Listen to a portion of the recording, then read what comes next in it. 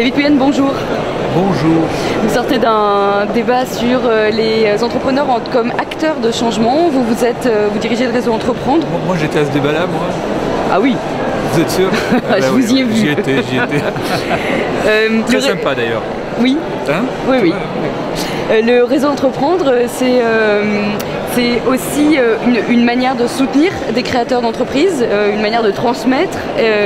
Vous vous basez sur quels critères, en fait, sur quelles notions? Moi, j'ai senti la notion de confiance qui transparaissait un peu. Réseau Entreprendre, c'est un mouvement qui est dans l'action, dans le faire, pas dans le concept. On pratique tous les jours avec des méthodes d'entreprise, d'accompagnement de jeunes, de créateurs d'entreprises ou de repreneurs d'entreprises novices. Le principal critère qui guide notre décision d'accueillir un nouveau créateur ou repreneur, on appelle ça un lauréat chez nous, c'est un mot un peu désuet mais c'est ainsi. Le principal critère c'est l'homme, la femme, c'est le porteur du projet. L'analyse qu'on porte sur sa capacité à être un entrepreneur demain, à avoir des qualités humaines d'un entrepreneur. Voilà, donc c'est pas du tout un critère financier. On fait un comité d'engagement, un petit peu comme dans les banques, sauf qu'il est composé de chefs d'entreprise exclusivement et qu'ils prennent leurs décisions à l'unanimité. Et leur choix se porte essentiellement, non pas beaucoup plus sur le porteur que sur le projet lui-même. Un bon porteur avec un mauvais projet, c'est bien meilleur qu'un mauvais porteur avec un bon projet. Ça marche beaucoup plus. Évidemment, l'idéal, c'est bon porteur, bon projet. Mais ce qui est important, c'est de ressentir le potentiel entrepreneurial du porteur du projet. On se plante souvent, il ne faut pas se leurrer, on n'a pas 100% de résultats, et heureusement, parce qu'on est là pour prendre des risques, on n'est pas là pour que 100% de nos créateurs réussissent, sinon ça voudrait dire qu'on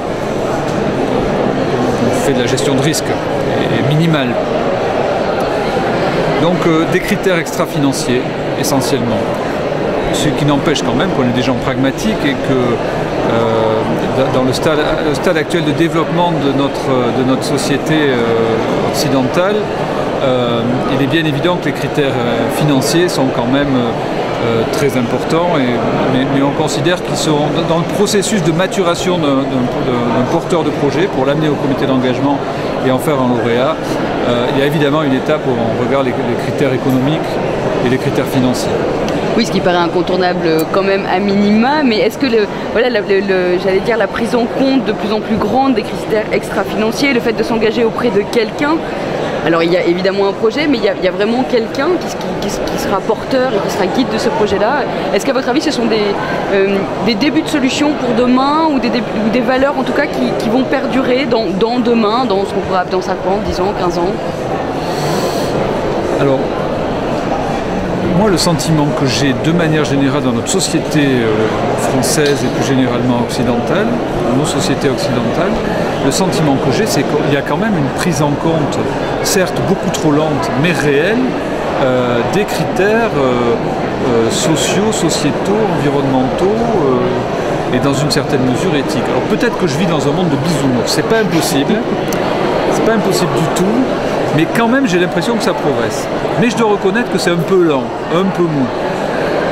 Je ne sais pas si ce qu'on fait préfigure ce que doit être demain, mais en tous les cas, chez nous, nos membres, et plus tard nos lauréats, par le principe de la réciprocité, sont éminemment éthiques et éminemment engagés.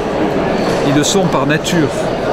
Le simple fait de décider de donner de l'argent à une association et en plus de donner du temps sur son temps disponible pour accompagner d'autres créateurs et repreneurs, autrement dit de rendre à la société ce qu'elle nous a donné, ce simple fait-là crée l'engagement en lui-même. Merci beaucoup David Puyen. Je vous en prie.